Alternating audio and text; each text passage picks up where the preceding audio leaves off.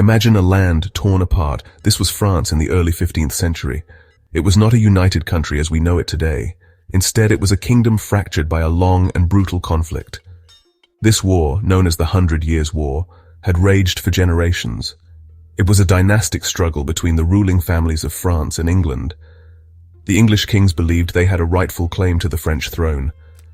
They launched devastating invasions to take what they saw as theirs. For the people of France, this meant endless suffering, with their homes and fields often becoming battlegrounds. It was a time of deep uncertainty and fear, where the very idea of France as a single, independent nation was at risk. The conflict was not just between England and France.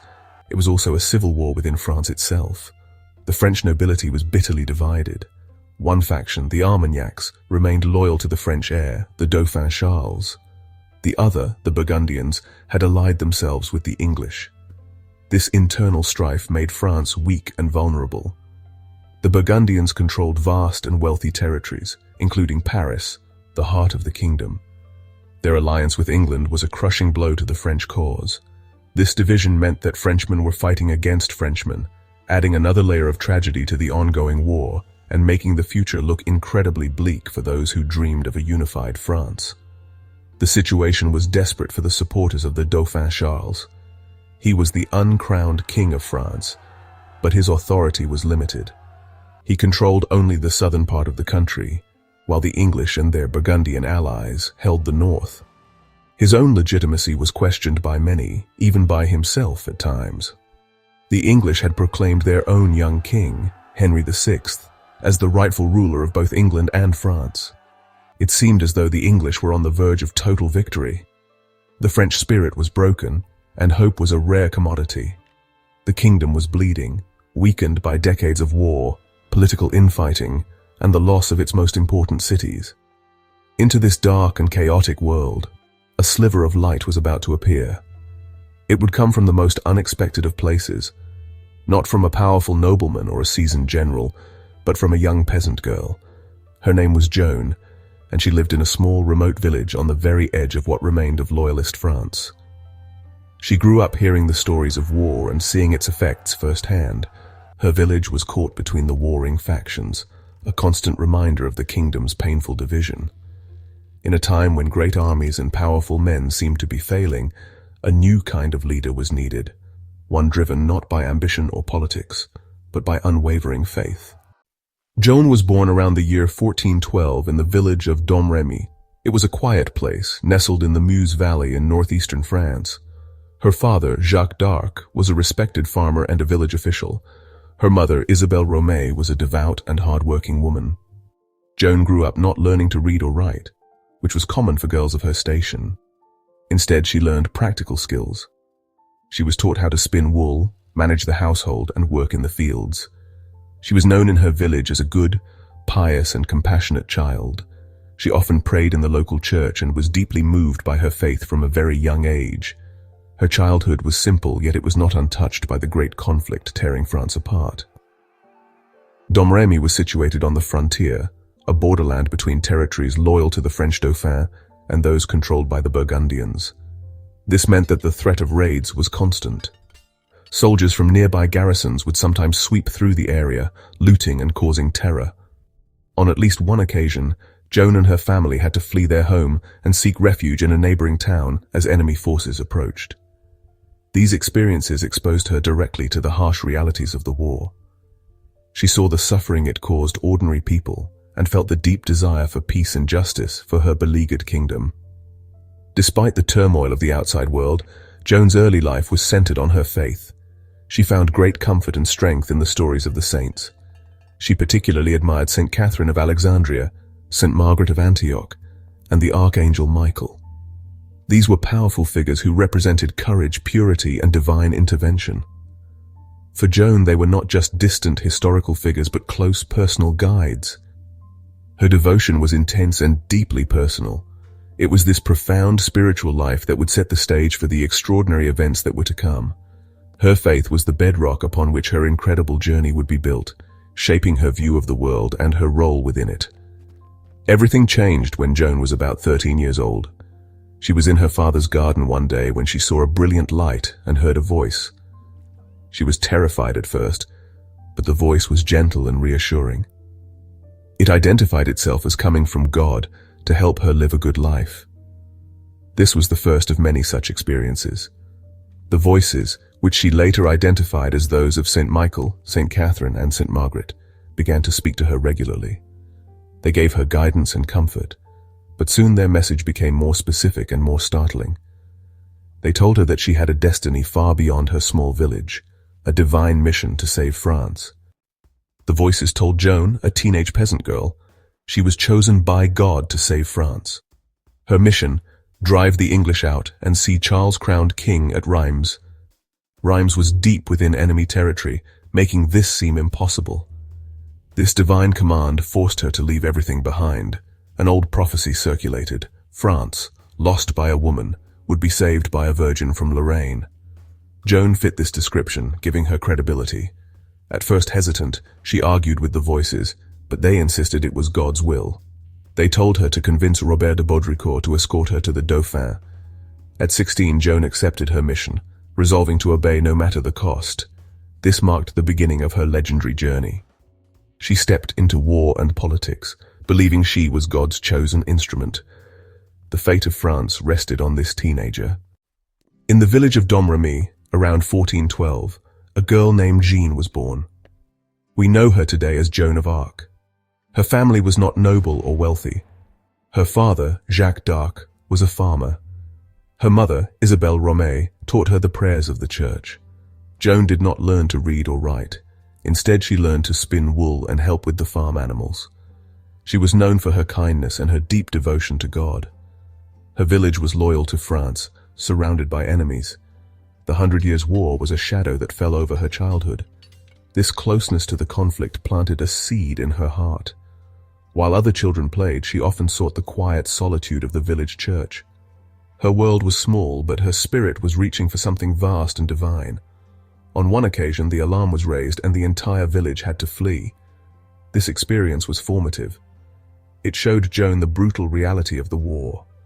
This first-hand knowledge of suffering would fuel her desire for peace and her resolve to act.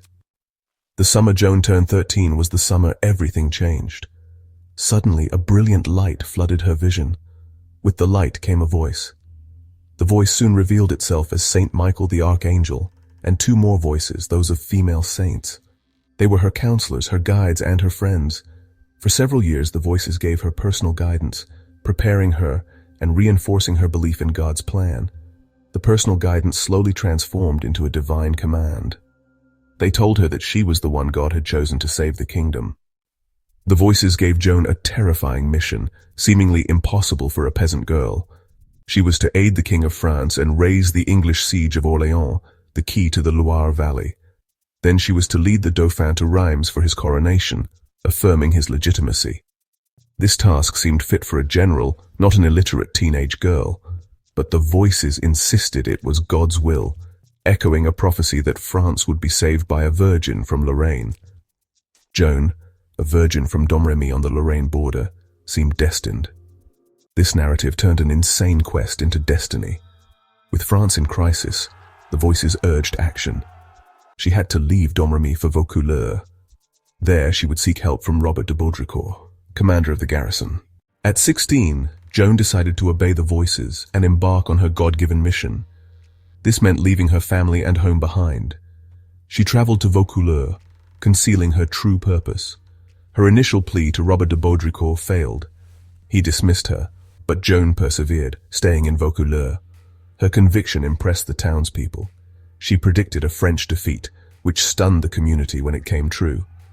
Baudricourt finally agreed to help her, providing soldiers to escort her to Chinon.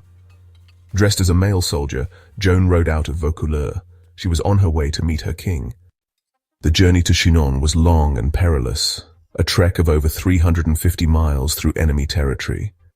For Joan and her small escort, every day was a risk. They traveled mostly at night, hiding during the day. Joan, dressed in men's clothing, showed remarkable fortitude.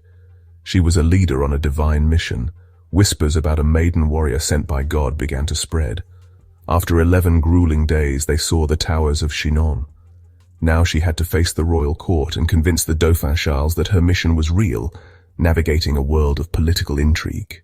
The royal court at Chinon was a strange and complex place. It was a court in exile, filled with desperate hope and deep cynicism. The Dauphin Charles was surrounded by advisors, noblemen and clergy, each with their own agendas. When Joan arrived, she was not welcomed with open arms. Instead, she was met with intense scrutiny and suspicion. Who was this peasant girl who claimed to speak for God? Was she a genuine prophet, a clever fraud, or perhaps a witch sent by the enemy? The court was a nest of vipers, and many saw her as a threat to their influence over the weak-willed Dauphin. They were not ready to stake France's future on an uneducated teenager. For 2 days, Joan was made to wait. She was housed in the castle but kept away from the Dauphin. During this time, she was questioned relentlessly by Charles's counselors and theologians. They grilled her about her past, her visions, and her faith. They were looking for any inconsistency, any sign of heresy or deception.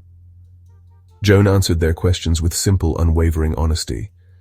She did not try to be clever or use fancy theological arguments. She just told her story as she had lived it. She spoke of her voices, St. Michael, St. Catherine, and St. Margaret, with a familiarity that was both startling and convincing. Her calm demeanor and steadfast conviction began to chip away at their skepticism. The Dauphin Charles himself was filled with doubt. He was a man haunted by insecurity. He questioned his own legitimacy to the throne, worried by rumors about his parentage. He was cautious by nature and had been tricked by false prophets before. He was afraid of being made a fool. If he supported Joan and she failed, it would be a public humiliation that could destroy his cause. Yet he was also desperate. His armies were losing, his treasury was empty, and his spirit was nearly broken. This determined young woman offered a glimmer of hope that he could not afford to ignore entirely.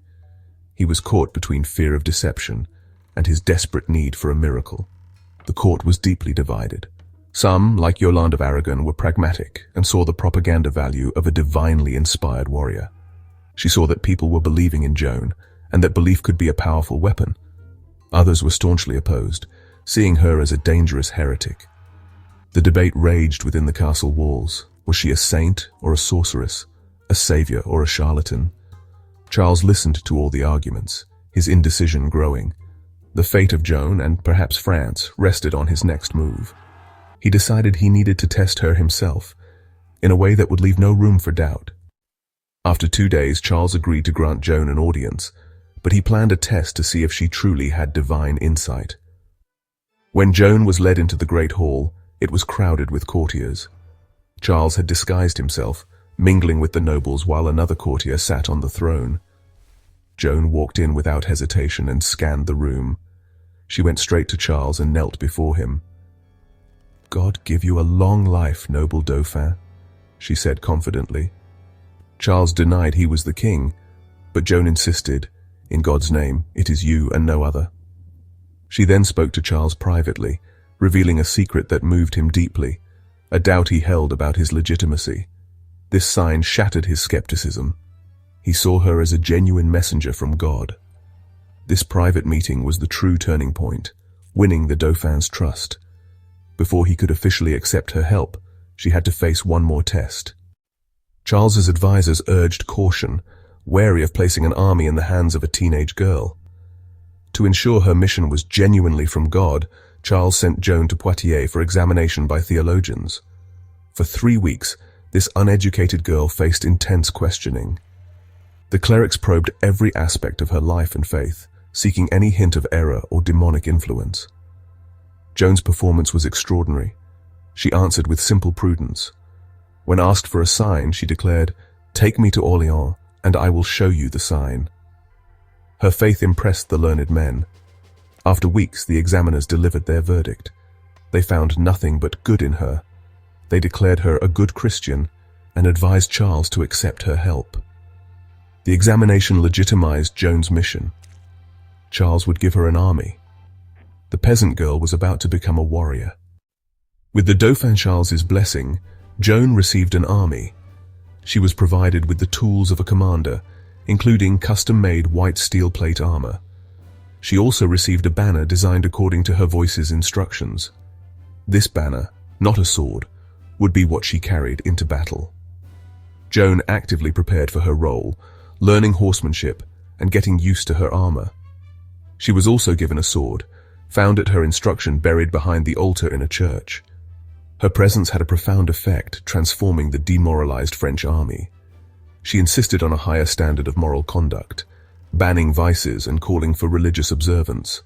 Experienced commanders, initially wary, recognized her inspirational power and agreed to follow her. The stage was set. The warrior in white armor was ready to march to Orléans. The city of Orléans was under siege by a powerful English army for 6 months. Its fall would open France to an English invasion. The people of Orléans were starving and their soldiers exhausted. The news that an army was coming, led by a maiden sent from God, was a desperate prayer. Joan's army marched towards Orléans. Joan sent a letter of warning to the English commanders, calling on them to leave France peacefully. The English commanders mocked her. Joan entered Orléans. Her arrival was met with a massive, ecstatic celebration. The people of Orléans saw her as a living saint. Her confidence spread through the city like wildfire. The final decisive battle for the city was about to begin. The French commanders favored a cautious strategy, but Joan was impatient, believing delay was disobedience to God. The decision was made to attack the English Bastille of Saint-Loup, a key part of the siege network. On May the 4th, the assault began. Initially, the French attack faltered. Joan arrived, rallying the troops to renew their assault. With a great cry, Joan led the charge herself. The French soldiers poured into the fort, overwhelming the defenders. The Fort of Saint-Loup was captured, the first significant French victory at Orléans in over 6 months. The psychological impact was immense, proving the English were not invincible and that Joan's leadership was effective. The tide of the siege was beginning to turn. After the victory at Saint-Loup, the French captured the Bastille of the Augustins. This cleared the way for an assault on the fortress complex of Les Tourelles, the linchpin of the entire English siege. On May the 7th, Joan insisted on an all-out assault. The attack was fierce. Joan was wounded by a crossbow bolt and the French attack faltered. But Joan returned, reigniting the fighting spirit of her men. The French surged forward in one final unstoppable wave. The fortress of Les Tourelles had fallen. The next morning, the English army retreated from Orléans. The siege was over. The miracle of Orléans was complete, and the legend of Joan of Arc was born. After Charles VII's coronation, Joan's mission seemed complete, but France was still divided. Eager to press on, Joan urged an attack on Paris, but the king hesitated, favoring diplomacy. The assault failed. Joan was wounded and sidelined by the court, her influence fading. Frustrated, she defied orders and rode to relieve Compiègne, only to be ambushed. As her men retreated, the city gates closed, leaving Joan trapped and captured by Burgundian forces. Her capture shattered French morale. Her greatest ordeal was about to begin. Joan became a prized captive, held by John of Luxembourg and coveted by the English. She made desperate escape attempts, even leaping from a tower, but was recaptured. The English, eager to discredit Charles VII, pressured for her transfer. Charles made no move to save her, abandoning his savior. In November 1430, Joan was sold to the English for a king's ransom and taken to Rouen. There, a show trial awaited, her fate already sealed. Joan's trial in 1431 was a political spectacle, not a search for truth. Alone, without counsel, she faced a hostile court determined to convict her. Despite relentless interrogation, Joan's faith and wit shone through, confounding her accusers. Lacking evidence of witchcraft, the court focused on her visions and her wearing of men's clothing. Under threat of execution, Joan signed an abjuration, renouncing her visions and donning a dress. She was sentenced to life imprisonment, her enemies claiming victory. It seemed her story had ended in defeat. Joan's reprieve was a trap. Her guards forced her back into men's clothes, sealing her fate. Declared a relapsed heretic, she was condemned to death. On May 30th, 1431, Joan was led to the stake in Rouen marketplace. She forgave her accusers, clutched a cross, and faced the flames with courage. Her body was burned to ashes and cast into the Seine, her enemies hoping to erase her memory. But Joan's martyrdom only strengthened her legend.